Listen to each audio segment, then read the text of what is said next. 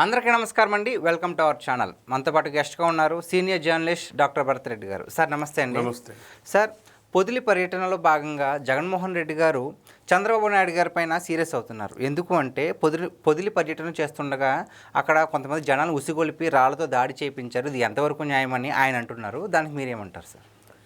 ఆ పర్యటనకు సంబంధించి అక్కడ జరిగిన సంఘటన మనం చూసుకున్నట్టయితే కొంత వైసీపీకి సంబంధించిన వాళ్ళే దాడి చేయించాలనేది ప్రాథమికంగా ఉన్న ఇది. అక్కడైతే మహిళలు నిరసన వ్యక్తం చేయడానికి రావడం జరిగింది.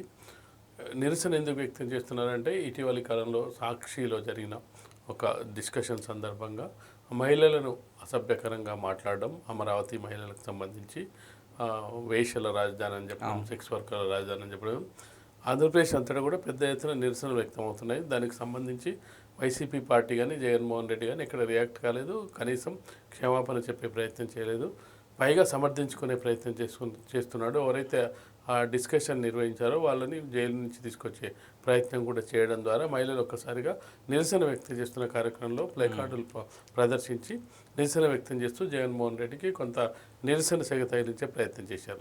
కానీ అక్కడ జరిగిన సంఘటనలు మనం చూసుకున్నట్టయితే ఎవరైతే మహిళల మీద దాడి చేయడానికి వైసీపీకి సంబంధించిన నాయకులు లేదంటే కార్యకర్తలు వాళ్ళ మీద రాళ్ళు వేయడం, రాళ్ళు రావడం, ఈ సంఘటనకు సంబంధించి కొంత ఏదైతే శాంతి భద్రతల సమస్యను కొంత చూపించే ప్రయత్నం వైసీపీ చేస్తుందనేది ప్రధానంగా ఆరోపణ అవుతుంది.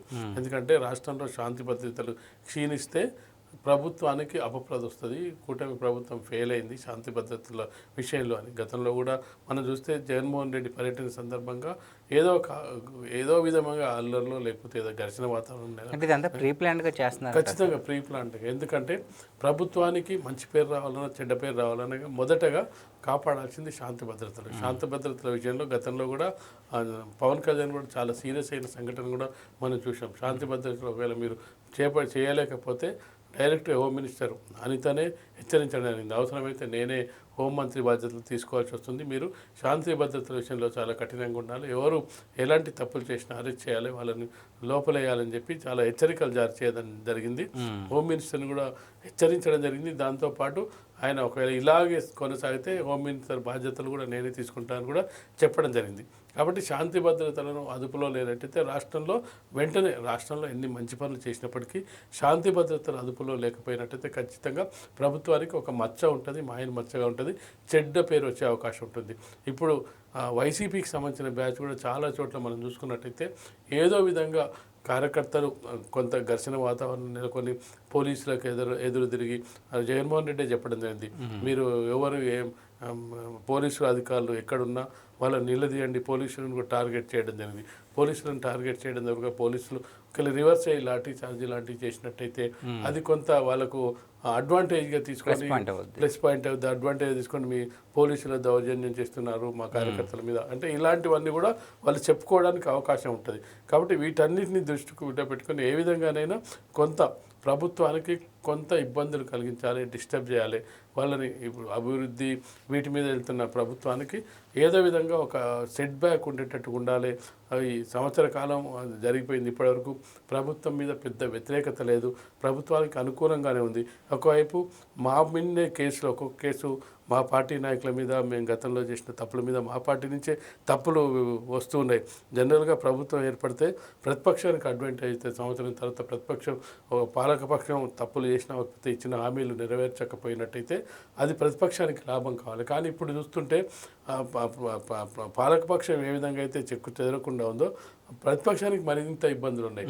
గతంలో చేసిన తప్పులు కానీ గతంలో చేసిన స్కామ్లు అనుకోండి, భూదందాలు, లిక్కర్ స్కామ్, ఇవన్నీ ఒక్కొక్కటికి బయటకు వెళ్తున్న సందర్భంగా వైసీపీకి ఓటేసిన నాయకులే దాదాపు మాకు ఇంత పర్సెంటేజ్ ఓటేసి ఇచ్చింది 40% అని చెప్పుకుంటున్నాం. వైసీపీ ఓటేసిన ప్రజలు ఏమనుకుంటున్నారు, ఇన్ని కేసులు ఉన్నాయా, ఇంత స్కామ్లు జరిగాయా, ఇంత లిక్కర్ స్కామ్ జరిగిందా, ఇన్ని వేల కోట్లు ప్రజాధనం వృధా అయిందా అని ఒక్కొక్కరుగా ఎవరైతే ఓటేసిన ప్రజలే దూరం అవుతున్న సందర్భంగా ఏదో విధంగా ప్రభుత్వానికి అప్రదిష్ట పాలు చేయాలి, ప్రభుత్వాన్ని బదనాం చేయాలంటే ఏదో ఒక కార్యక్రమం చేపట్టాలి. కాబట్టి ఈజీ మార్గం ఏంటంటే శాంతి భద్రతలను విఘాతం కలిగించినట్టయితే అది కొంతవరకు ప్రభుత్వానికి కంటిలో నలుసులో మారుతుంది, అది మరికొంత విస్తరించే అవకాశం ఉంది. ఎందుకంటే ఒకసారి గుండాలు ఎవరైనా బయటకు వచ్చి ఒక దగ్గర విధ్వంసం క్రియేట్ చేస్తే అది మరింత కూడా పాకే అవకాశం ఉంటుంది. కాబట్టి అది ప్రీ ప్లాన్డ్గా ఆ విధంగా జరిగి కొంత డిస్టర్బ్ చేసే అవకాశాలను వెతుక్కుంటున్నట్టుగా మనకు కనిపిస్తుంది. అంటే మరోవైపు చంద్రబాబు నాయుడు గారు ఏమంటున్నారంటే మీరు పరామర్శ పేరుతో రౌడీజం చేస్తున్నారు, మన పొదిలిలో కూడా సో మరి అడ్డొస్తే తొక్కుపడేస్తామన్నట్టు వ్యాఖ్యలపైన చంద్రబాబు నాయుడు గారు బాగా సీరియస్ అయ్యారు సార్, దానికి ఏమంటారు? ఖచ్చితంగా ప్రభుత్వం శాంతి భద్రతలు కాపాడాల్సిన బాధ్యత ప్రభుత్వం పైన ఉంటుంది. ఎందుకంటే చిన్నదే సంఘటనగా వదిలేస్తే అంటే అవి రోజు రోజు మరింత పెరిగే అవకాశం ఉంటుంది, పెట్టే అవకాశం ఖచ్చితంగా ఉంటుంది. ఎందుకంటే గత చరిత్రను చూసినప్పటికీ కూడా ఒక్కసారి కనుక ఈ రౌడీలకు గుండాలకు ఎవరైతే ఈ సంఘ వ్యతిరేక శక్తులకు చిన్న అవకాశం ఇస్తే దాన్ని మరింత విస్తరించే అవకాశం ఉంటుంది.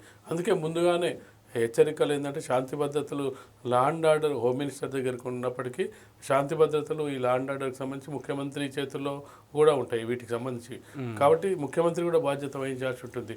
ఎప్పుడైతే ఈ శాంతి భద్రతలు అదుపు తప్పుతాయో ముఖ్యమంత్రి, దాంతోపాటుగా వచ్చే పెట్టుబడులు కానీ బయట నుంచి వచ్చే ఇన్వెస్టర్స్ కానీ ఈ డిస్టర్బెన్స్ సిచ్యువేషన్ ఇలాంటి ఘర్షణలు వాతావరణం గందరగోళం ఉంటే ఇన్వెస్టర్స్ కానీ మిగతా వాళ్ళు కూడా వచ్చే పరిస్థితి ఉంటుంది. కాబట్టి ఖచ్చితంగా ఆ విషయంలో చంద్రబాబు నాయుడు గారు సీరియస్ ఖచ్చితంగా అవసరం. ఎందుకంటే గతంలో ఉమ్మడి రాష్ట్రంలో ఉన్నప్పుడు కూడా చాలా సందర్భాల్లో హైదరాబాద్ లాంటి నగరాల్లో మత ఘర్షణలు ఇలాంటివి ఉన్నప్పుడు కూడా చాలా కఠినంగా వ్యవహరించిన చరిత్ర చంద్రబాబు నాయుడు గారికి ఉంది. చంద్రబాబు నాయుడు గారు వచ్చిన తర్వాతనే హైదరాబాద్లో మత ఘర్షణలు, కర్ఫ్యూలు, వాతావరణం గొడవలు ఇవన్నీ తగ్గుముఖ పట్టాయి. ఇక్కడ రౌడీజం ఉండేది, రౌడీలు కూడా వెనక్కి దగ్గర. ఇవన్నీ కారణాల దృష్ట్యా ఆంధ్రప్రదేశ్ రాష్ట్రానికి గతంలో 5 సంవత్సరాలు పనిచేసి ఇప్పుడు మరొకసారి ముఖ్యమంత్రిగా బాధ్యతలు చేపట్టిన చంద్రబాబు నాయుడు ఒకవేళ శాంతి భద్రతల విషయంలో ఫెయిల్ అయితే అతనికి చాలా మాయను మచ్చగా ఉంటుంది. ఎందుకంటే ఇంత పెద్ద రాష్ట్రాన్ని అదుపులో వేసిన చంద్రబాబు నాయుడు ఇప్పుడు ఈ విషయంలో కొంత వెనుకడుగు వేసినా అతనికి కొంత అంటే అతని చంద్రబాబు ముఖ్యమంత్రి సమయంలోనే ఇలాంటి జరగడం అంటే అతనికి కొంత ఇబ్బందిగా ఉంటుంది. కాబట్టి కఠినంగా వ్యవహరించే అవకాశం ఉంది. వాటిని ఇక్కడ మొగ్గలోనే తొలగించే అవకాశం ఉంది. లేదంటే వాటిని మరింత విస్తరించి పెట్టే అవకాశం లేకుండా శాంతి భద్రతలు కాపాడంలో గతంలో ఉన్న ట్రాక్ రికార్డు ఖచ్చితంగా నిలబెట్టుకునే అవకాశం ఉంటుంది. అందులో భాగంగా అవసరమైన చర్యలు ఎవరైతే అలాంటి చట్ట వ్యతిరేక చర్యలు చేస్తున్నారో వాళ్ళని కఠినంగా శిక్షించే అవకాశం అయితే కూటమి ప్రభుత్వానికి ఉందని చెప్పొచ్చు మనం. అంటే నిజంగానే జగన్మోహన్ రెడ్డి గారు రౌడీజాన్ని ప్రోత్సహిస్తున్నారా? అంటే మనం చూసుకున్నట్లయితే తెనాలిలో సంఘటన కూడా కావచ్చు, రౌడీ షీటర్లకు మద్దతుగా ఆయన వెళ్ళారు. సో నిజంగానే ఆయన రౌడీజాన్ని ప్రోత్సహిస్తున్నారంటారా సార్?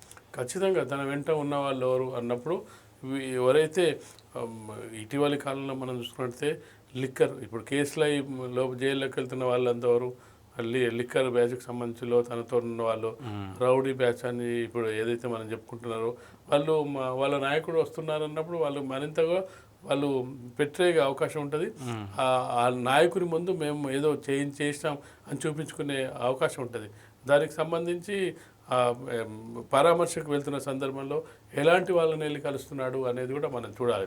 లిక్కరు కేసు నుంచి బయటకు వచ్చిన వాళ్ళని, బెట్టింగ్ల వాళ్ళని, అంటే వీళ్ళందరినీ కలుస్తున్న సందర్భంలో ఖచ్చితంగా వాళ్ళంతా జూదంతో లింక్ అయిన వాళ్ళు, లేదంటే లిక్కర్తో లింక్ అయిన వాళ్ళు, లేదంటే ఇట్లా రౌడీయంతో లింక్ అయిన వాళ్ళు వాళ్ళని కలుస్తుంటే వాళ్ళకి మరింత ధైర్యం వస్తుంది.